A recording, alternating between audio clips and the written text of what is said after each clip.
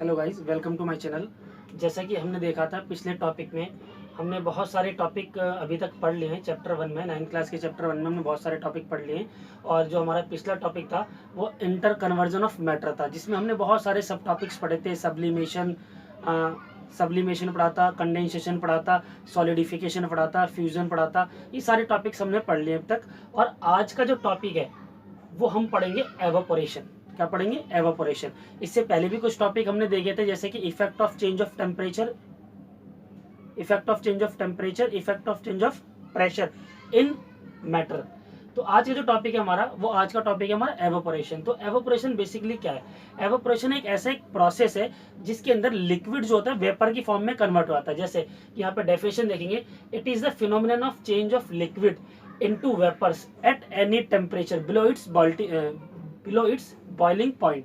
तो ये एक ऐसा प्रोसेस है जिसमें कोई भी लिक्विड मैटर डायरेक्टली वेपर में कन्वर्ट हो जाता है बिलो इट्स बॉइलिंग पॉइंट। जैसे कि एक एग्जांपल लेते हैं। एग्जांपल में हम ये देखेंगे कि हमने गैस के ऊपर एक बाउल में जो है पानी रख दिया और पानी का जो हमने टेम्परेचर बढ़ा दिया।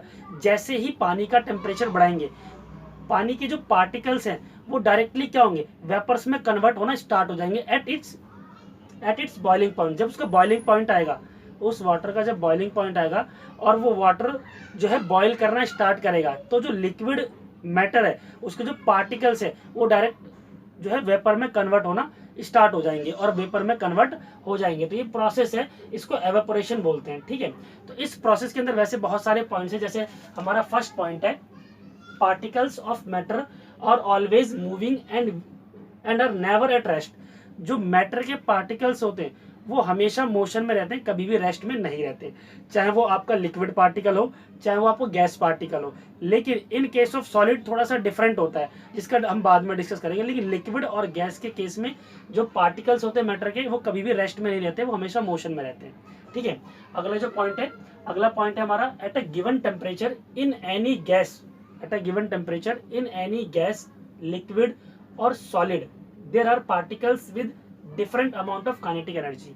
इस पॉइंट का ये मतलब है कि हमारे जितनी भी स्टेट्स ऑफ मैटर है उनमें लिक्विड, गैस और सॉलिड, इनके अंदर जो पार्टिकल्स है उनकी डिफरेंट काइनेटिक एनर्जी होती है। सबकी डिफरेंट काइनेटिक एनर्जी होती है। ये डिपेंड करता है कि पार्टिकल्स की जो पैकिंग है, जो पार्टिकल्स के बीच में फोर्स ऑफ अट्रैक्शन है वो कैसा है। जितना ज्यादा फोर्स ऑफ अट्रैक्शन स्ट्रांग होगा, उतनी ही काइनेटिक एनर्जी वीक होगी। ठीक है, अगले पॉइंट की तरफ चलते हैं। अगला पॉइंट है हमारा, in the case of liquid a small fraction of particles at the surface having higher kinetic energy is able to break away from the force of attraction of other particles and gets converted into vapors।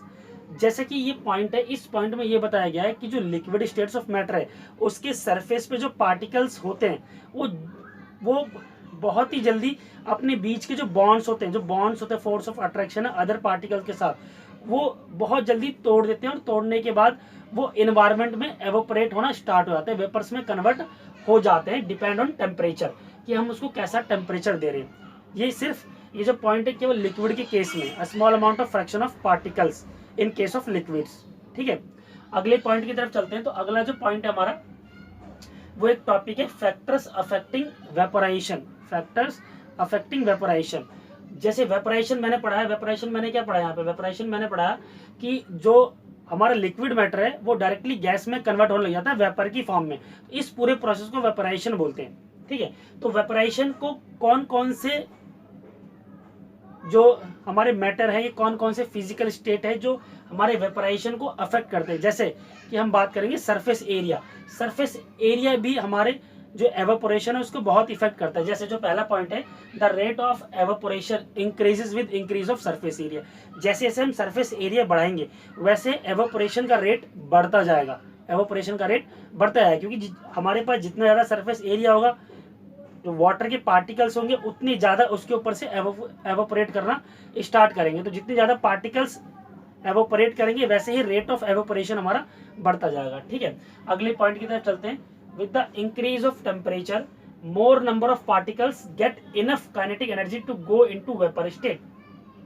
जैसे जैसे हम temperature increase करते हैं तो जो particles होते हैं, particles motion में आते हैं और मोशन में आने के बाद वो कॉलिजन भी करते हैं और रेंडमली मोशन में वो ऑसिलेट करते रहते हैं, और जितना टेम्परेचर बढ़ाते हैं उतना ही इनका मोशन ज़्यादा होने लग जाता है, और जितना मोशन ज़्यादा होता है उतनी ज़्यादा काइनेटिक एनर्जी के साथ ये वहाँ पे जो है कन्वर्ट होते हैं आपका लिक्विड से वेपर स्टेट में।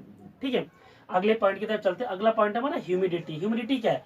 द अमाउंट ऑफ लिक्विड और the amount of water present in air in surrounding in our environment. तो amount of water vapours present in air, the air around us can not hold more than a definite amount of water vapours at a given temperature. If the amount of water in air is already high, the rate of evaporation decrease. कहने का मतलब यह है कि अगर environment में और air में अगर अमाउंट ऑफ वाटर इंक्रीज होता है तो रेट ऑफ एवेपोरेशन डिक्रीज हो जाता है, क्योंकि नमी आ जाएगी और रेट ऑफ एवेपोरेशन हमारा डिक्रीज हो जाएगा। ह्यूमिडिटी क्या भी मैंने आपको बता दिया। अगला टॉपिक है विंड स्पीड। तो विंड स्पीड पे भी ये डिपेंड करता है, हवा जितनी तेज चलेगी एवेपोरेशन उतना ज्यादा होगा। जैसे आप देखेंगे जब गर्मियों का मौसम होता है तो लोग क्या करते हैं, बाहर बहुत ज्यादा धूप निकलती है, तो जैसी शाम होती है तो लोग क्या करते हैं,